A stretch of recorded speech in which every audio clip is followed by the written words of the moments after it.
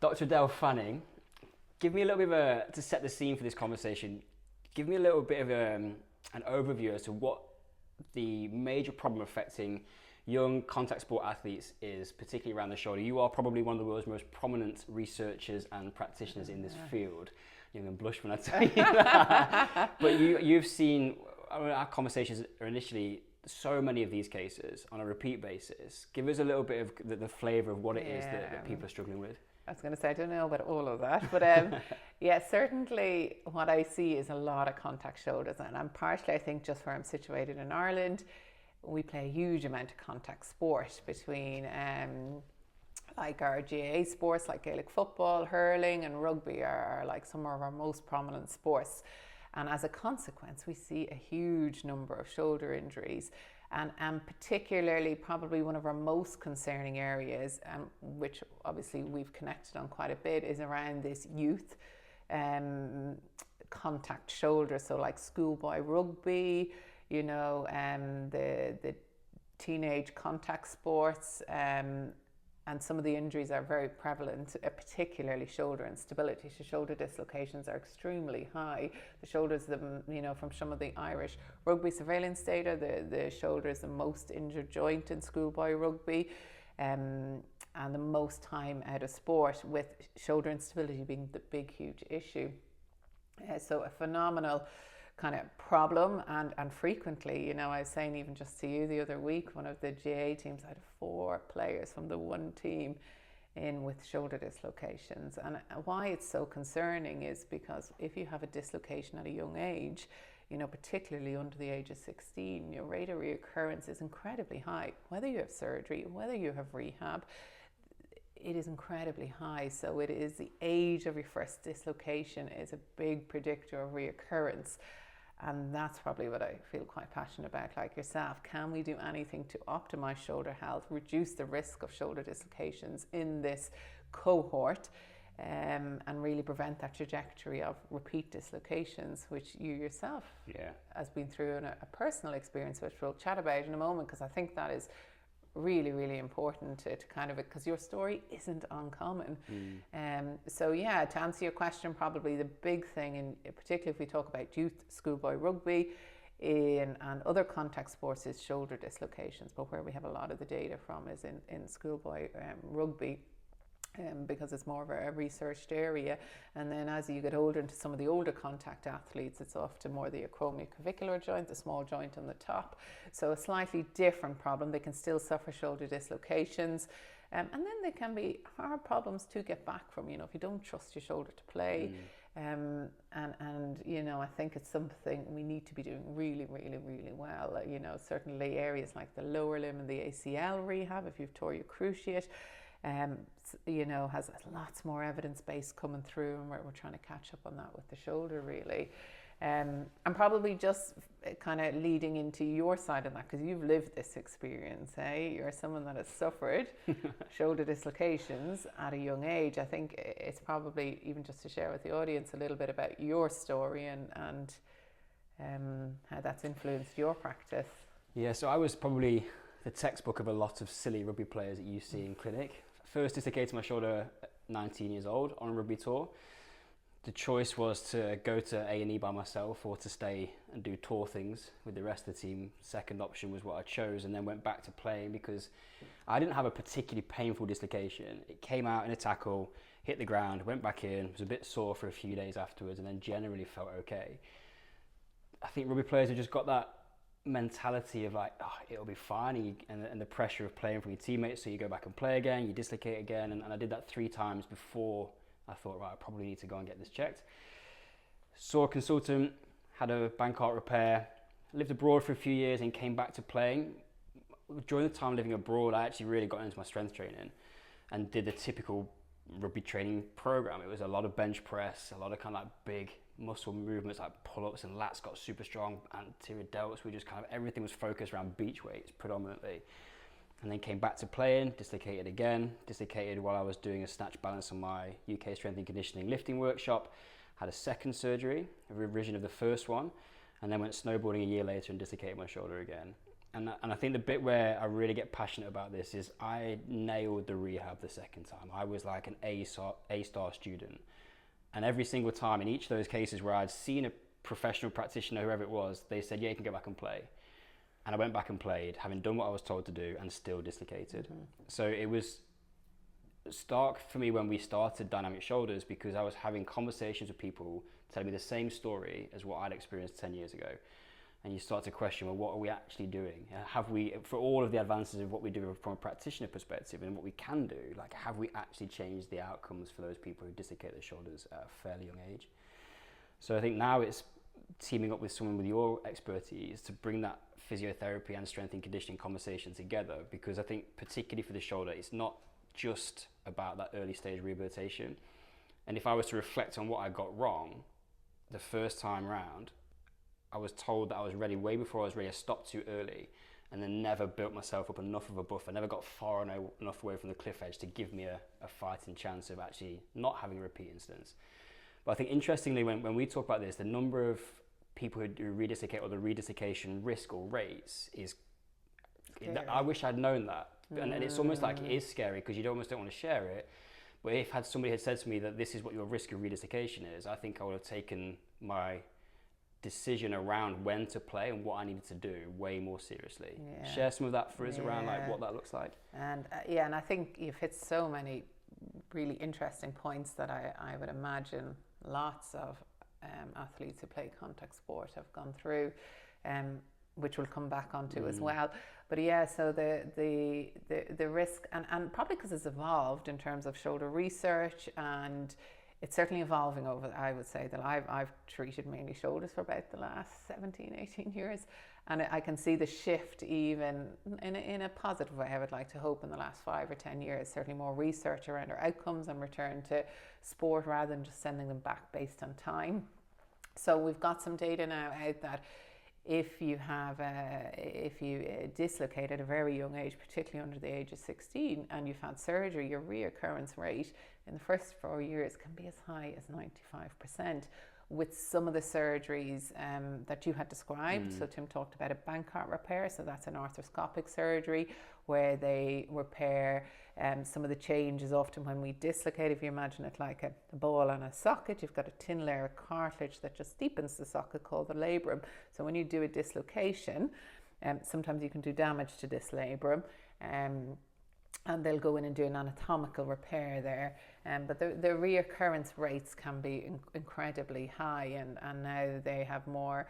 The surgery has evolved greatly, and with lots of interesting surgery, different types of surgeries to try and reduce that risk. Some are what we call non-anatomical, where they use a bone graft on the front. Some where they use the muscles and pack it in a little bit to give more. So lots of different variety of operations. Surgeons are really excelling in lots of different ideas. But also the shoulder is heavily reliant on dynamic and muscle control, hugely reliant on that. And you need all your systems up and firing. So there's no guarantee with surgery. And there's, even if you've dislocated one side, the risk is just incredibly high in contact sport in our young athletes. So it is about trying to decrease that risk as much as we can. And that's where we come in, because and there's probably, it's very hard to, when we talk about research, and both of us are probably very much evidence-based, what we call evidence-based practitioners, where we use the evidence and the research to promote best practice in what we do.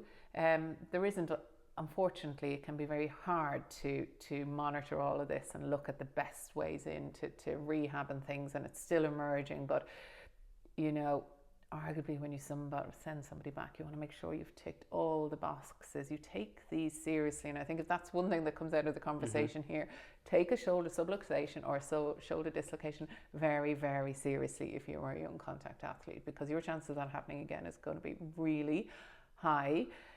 So you want to make sure you have done a very good job with the rehab. And often, and I shouldn't even say you, who's ever working with you or coaching with you, having access to that knowledge. How do you get a really stable shoulder? And having access to it, because even me, who sees them all the time, you never like to see a young person coming in with a dislocated shoulder. So and that's probably what we're trying to do here, isn't it? Share some information just from our experience, from research around how do we optimize kind of the dynamic system, which also groups other characteristics, other risk factors, like we know tackling positions, when you're tackling, or the post position are high risks.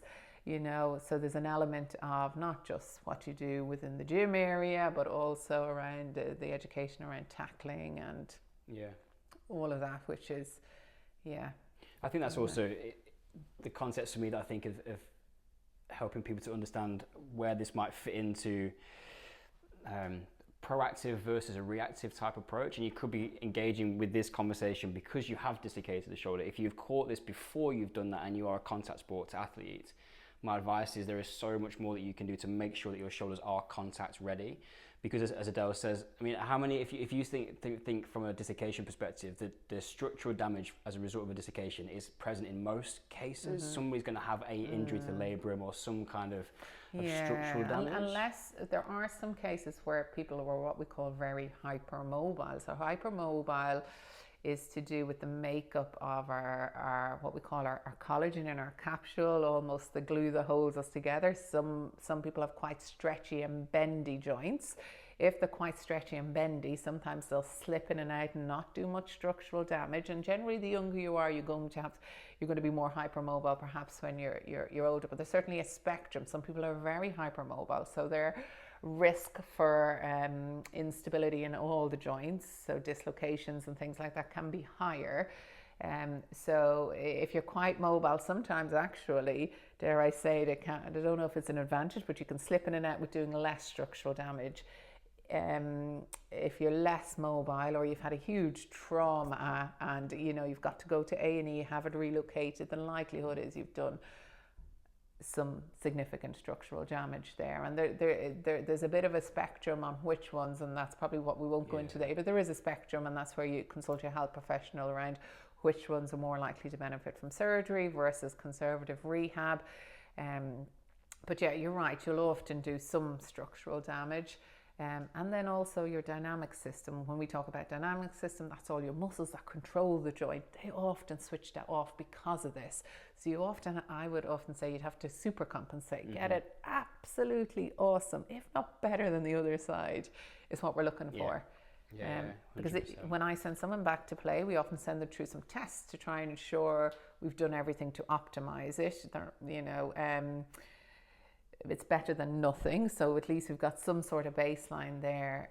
But there should be no differences between left and right, whether they've had surgery or not. That's what you're looking for, and arguably zero feelings of instability. That would be a concern for me. If I'm rehabbing them, we're getting them into some positions, and a lot of the time is, and you probably agree, is the rehab. It's you have to safely explore into your most vulnerable positions, that are often these positions and these positions, but it's got to be done safely, and it's having you can't ignore those positions because that's where you're going to be playing in. We talk a lot with our instability clients around reverse engineering the process. So we need to prepare for chaos, which is a contact sport. You can't always control where your shoulder is going to be, where the hand is in space, due to the reactive nature, the dynamic nature of the sport. So you can't hide, because it's not possible in rugby or a contact sport to ignore that position, because you may well find yourself there, and then you want to be strong there in that position and find yourself able to withstand the impact or the contact or whatever it might be. But I think that's where the real point of our worlds come together, is around the job that I probably did on my shoulder, which was to go, I did exactly as you said, I went way beyond where anybody would normally logically have taken me. And it was almost a little bit, reckless is the wrong word, but it was curiosity. My journey was having a pretty unstable shoulder, was to see if I could learn to handstand, because I thought if I could do that, I could have some confidence that I was able to stabilize my shoulder in those overhead provocative positions. There's a lot of other things that we won't go into around how that training methodology actually served me, but the root kind of crux of what we came back to around it was, we need to enhance physical literacy of the shoulder.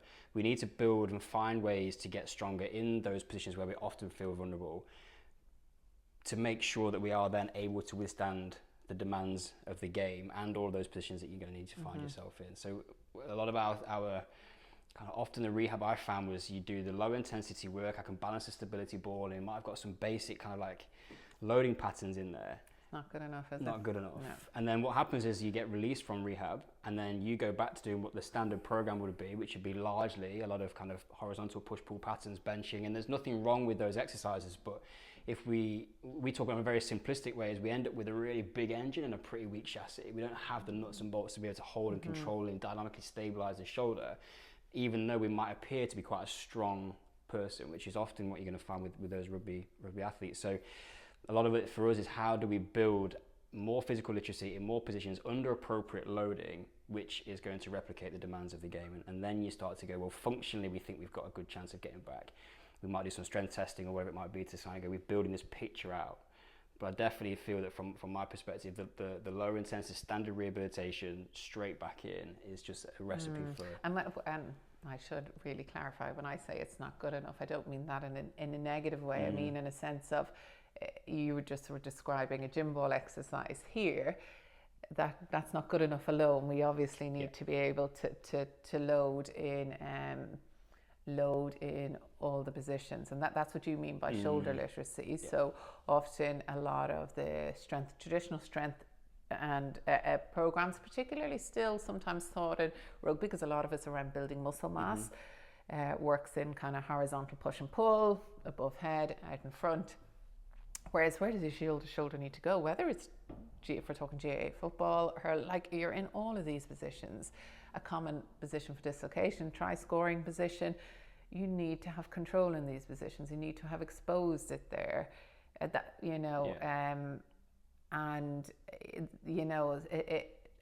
I think sometimes if you haven't had a shoulder injury, it mightn't make sense to you, but because we know from the stats, like I think something like 27% of injuries in schoolboy rugby were shoulders from the Irish rugby surveillance data, massive amount, and arguably trajectory changing. I have seen it.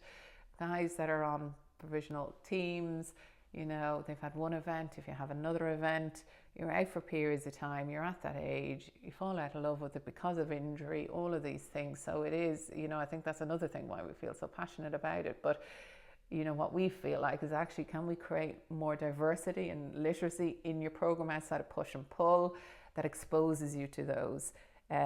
One element, because there is the other element which we do talk about when we go into this course a little bit around your maturation age and how you develop, and male development is different to female development, and risk factors like your tackling technique, a huge impact, probably even more impactful than what we do on anything else. But it's having that knowledge.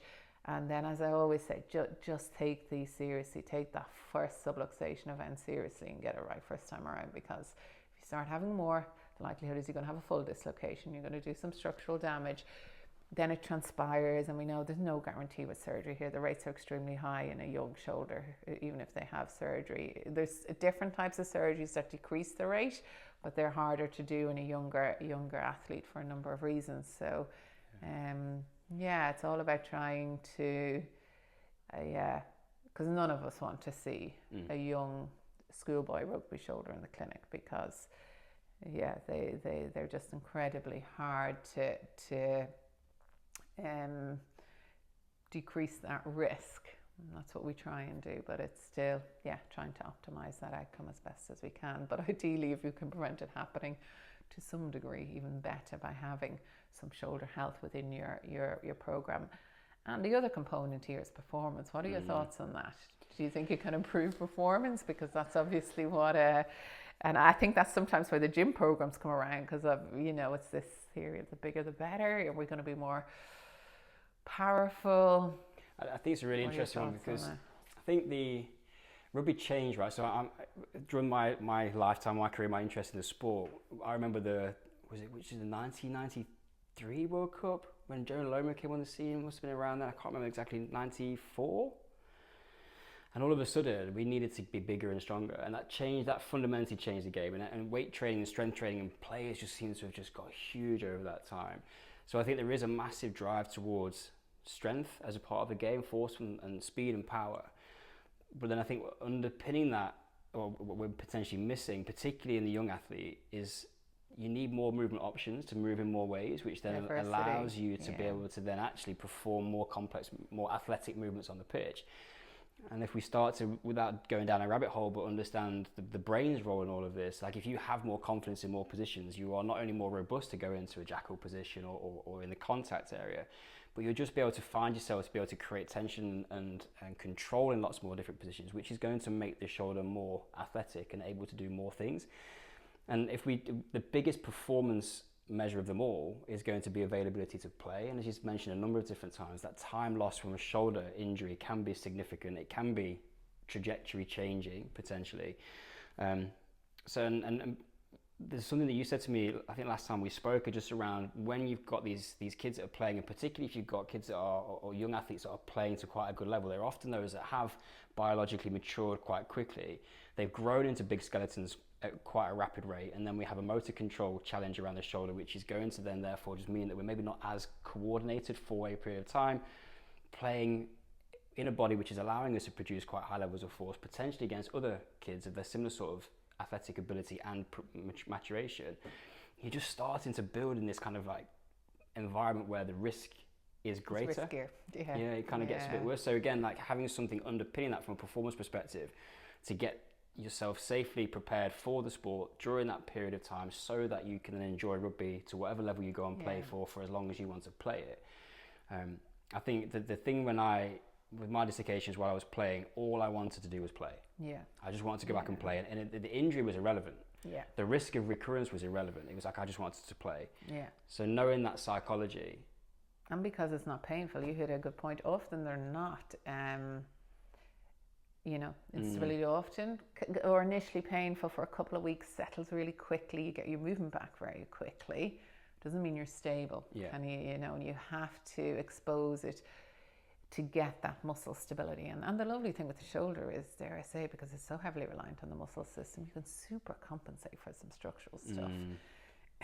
But it's just doing that. And I do harp on about safety here, because it is being able to do that safety. You should never have a reoccurrence that'll be within your gym program. It should be done, and it should be done safely in a way under guidance. And I know we share ideas often around, particularly for a healthy shoulder, there's lots of ideas in there to get diversity in your shoulder.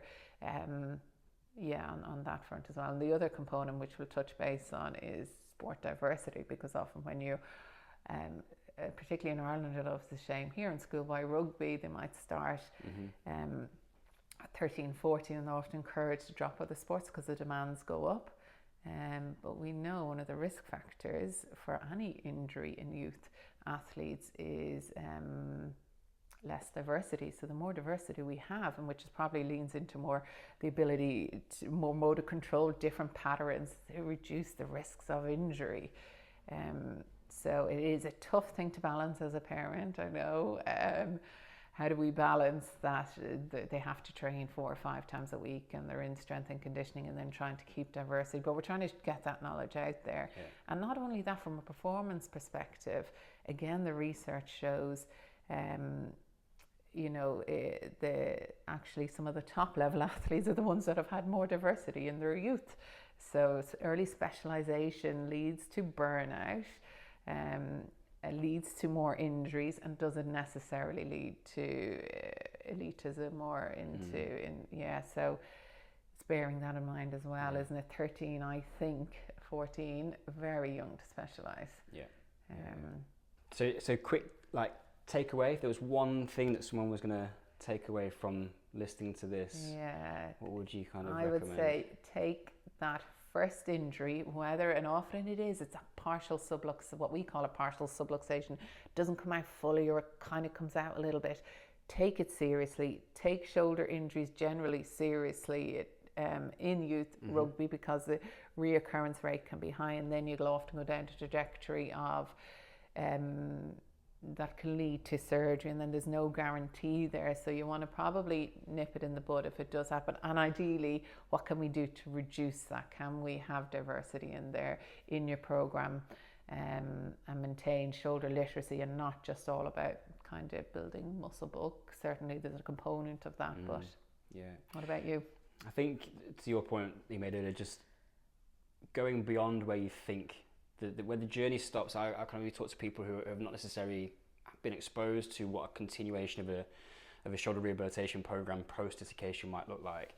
And I think for me, it's when the status quo says you're done, you're probably not done, because I don't think the industry has shifted far enough into this way of thinking that we need to be doing more.